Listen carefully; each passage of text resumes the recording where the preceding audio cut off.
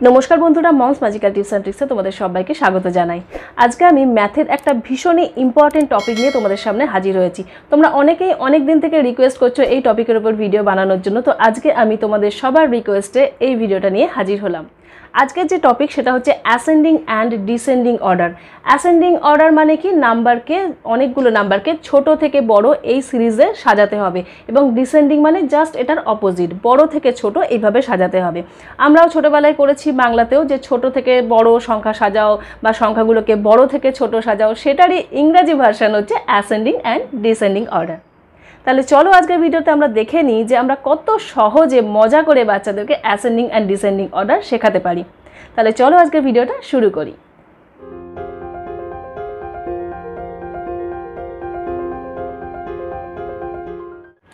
प्रथमेই বলি বাচ্চাদেরকে অ্যাসেন্ডিং এবং ডিসেন্ডিং অর্ডার শেখানোর আগে কিন্তু বাচ্চাদেরকে নাম্বার কম্পেয়ার করা খুব ভালোভাবে শেখাতে হবে। মানে কোনটা স্মলার নাম্বার, কোনটা বিগার নাম্বার, কোনটা স্মলেস্ট নাম্বার, কোনটা বিগেস্ট নাম্বার, এই যে কনসেপ্টগুলো স্মলার বিগার স্মলেস্ট বিগেস্ট, এই কনসেপ্ট দুটো যদি ঠিকঠাকভাবে বাচ্চার ক্লিয়ার না থাকে তাহলে কিন্তু অ্যাসেন্ডিং অ্যান্ড ডিসেন্ডিং অর্ডারের এই টপিকটা তারা ঠিকঠাকভাবে করতে পারবে না।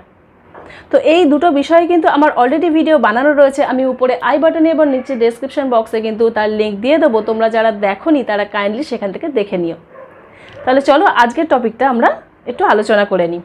তো অ্যাসেন্ডিং এবং ডিসেন্ডিং অর্ডার শেখানোর সময় প্রথমে কিন্তু বাচ্চাদেরকে অনেকগুলো নাম্বার একসাথে না দিয়ে তিনটে তিনটে করে নাম্বার দেওয়াই ভালো।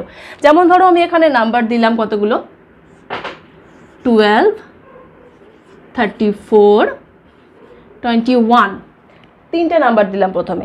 এবার বাচ্চাকে কিভাবে এই বিষয়টা করতে হবে অ্যাসেন্ডিং বা ডিসেন্ডিং, আমি শুধু সিম্পল অ্যাসেন্ডিং অর্ডারই ধরলাম, ছোট থেকে বড় সাজাবো। আমরা এই তিনটে নাম্বারকে ছোট থেকে বড় সাজাবো। তো এটা করার সময় আমাদের কি করতে হবে, প্রথম ডিজিটটাকে কম্পেয়ার করতে হবে। আমি আগের ভিডিওগুলোতেও বলেছি, যেখানে আমি স্মলার নাম্বার বা স্মলেস্ট নাম্বারের যে ভিডিওগুলো রয়েছে সেখানেও বলেছি এই ধরনের ক্ষেত্রে কিন্তু সিঙ্গেল ডিজিট কম্পেয়ার করতে হয়। পুরো নাম্বারটা নিয়ে যদি কম্পেয়ার করতে যাওয়া হয় তাহলে কিন্তু মাথাটা গুলিয়ে যেতে পারে। তো সেই জন্য সিঙ্গেল ডিজিট ধরে আমরা কম্পেয়ার করব যে কোনটা সব থেকে ছোট। তো আমাদের কি করতে হবে 1, 3, 2 এইগুলোর মধ্যে কম্পেয়ার করতে হবে। তো আমরা জানি 1, 3, 2 এর মধ্যে সব থেকে ছোট আসে 1 আগে আসে, তাহলে আমরা এখানে 12টা লিখে দিলাম। এবং যখন এটা আমাদের লেখা হয়ে যাচ্ছে আনসারে, যখন এটা লেখা হয়ে যাচ্ছে তখন সেটাকে ছোট্ট করে পেন্সিল দিয়ে টিক করা যেতে পারে, যাতে বোঝা যায় যে এটা আমাদের কম্পেয়ার করা হয়ে গেছে। তাহলে এটাকে আর আমাদের কম্প্যারিজনের মধ্যে আনার কোনো প্রয়োজন নেই। এটা নিজেদের সুবিধার জন্য, এটা তোমরা বাচ্চাদেরকেও শিখিয়ে দিতে পারো। আমিও শানমুনকে এইভাবে শেখাতাম যে যেটা কম্পেয়ার করা হয়ে যাচ্ছে সেটাকে ছোট্ট করে একটা মার্ক করে রাখা, একদম ছোট্ট করে, যাতে বোঝা যায় যে সেটাকে কম্পেয়ার করা হয়ে গেছে, ওটাকে আমার ভাবনা চিন্তার মধ্যে আনার দরকার নেই।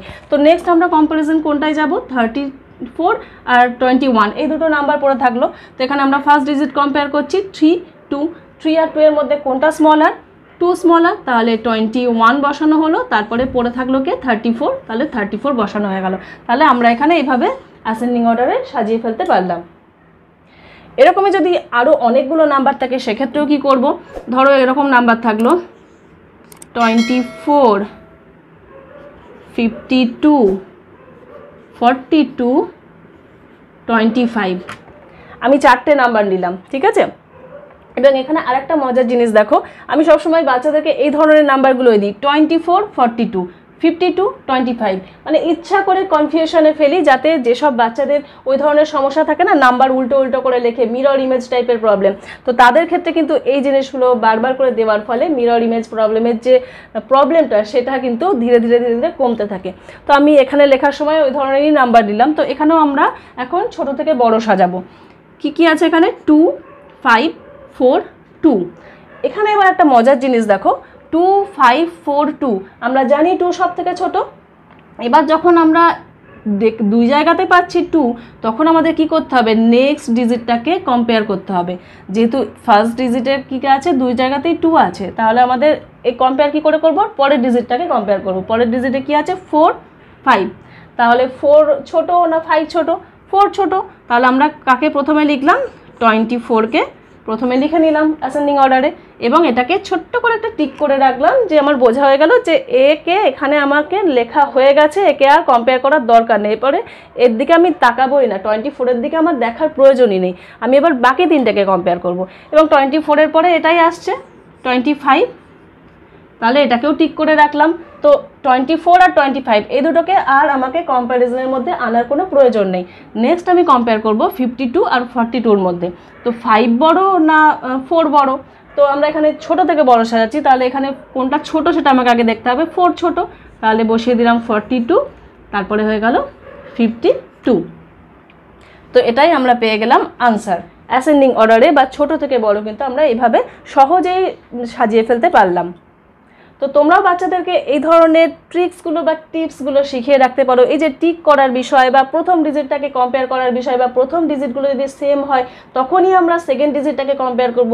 এই ছোট্ট ছোট্ট জিনিসগুলো যদি বাচ্চাদেরকে ভালো করে শিখিয়ে দেওয়া হয় তাহলে কিন্তু তারা অনেকগুলো নাম্বার দেখলেও কখনো গোলাবে না। কারণ যত বড় হবে বাচ্চারা তত কিন্তু এই নাম্বারের সংখ্যাও বাড়তে থাকবে।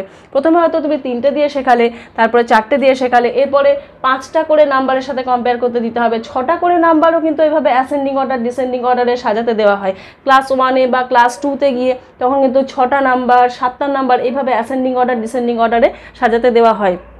তো ছোটোর থেকেই যদি আস্তে আস্তে ধীরে ধীরে বাচ্চাদেরকে শেখানো হয় না যে নাম্বারের সংখ্যাও বাড়ানো হলো, বা এখানে ডিজিটও আস্তে আস্তে বাড়বে, এখানে 2 ডিজিটের নাম্বার আছে, এরপরে 3 ডিজিটের নাম্বার থাকবে, ক্লাস 2-তে গিয়ে দেখা যাবে 3 ডিজিটের নাম্বারে এইভাবে অ্যাসেন্ডিং অর্ডার ডিসেন্ডিং অর্ডার করতে হচ্ছে। তো তখন সেই প্রসেসটা কিন্তু সেম থাকবে। আমরা প্রথমে কি করব, ফার্স্ট ডিজিটটা কম্পেয়ার করব, ফার্স্ট ডিজিট যদি সেম থাকে তাহলে সেকেন্ড ডিজিট কম্পেয়ার করব, সেকেন্ড ডিজিটও যদি সেম থাকে তখন থার্ড ডিজিট কম্পেয়ার করব।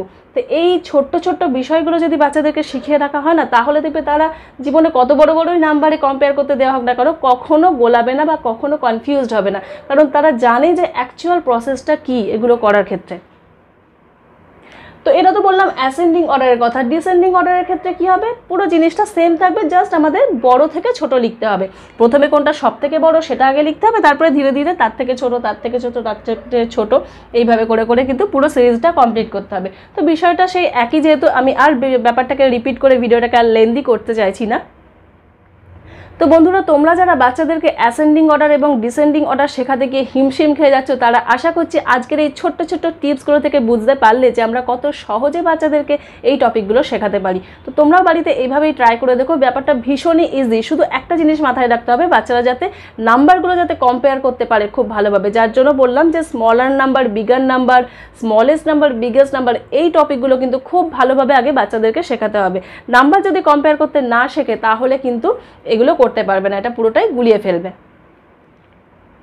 তাহলে বন্ধুরা, আজকের এই ভিডিওটা যদি তোমাদের ভালো লাগে তাহলে প্লিজ ভিডিওটাকে লাইক করে দিও এবং অন্যদের সাথে শেয়ারও করতে পারো। আর এই চ্যানেলে যদি তুমি নতুন হয়ে থাকো তাহলে প্লিজ চ্যানেলটাকে সাবস্ক্রাইব করে রাখো।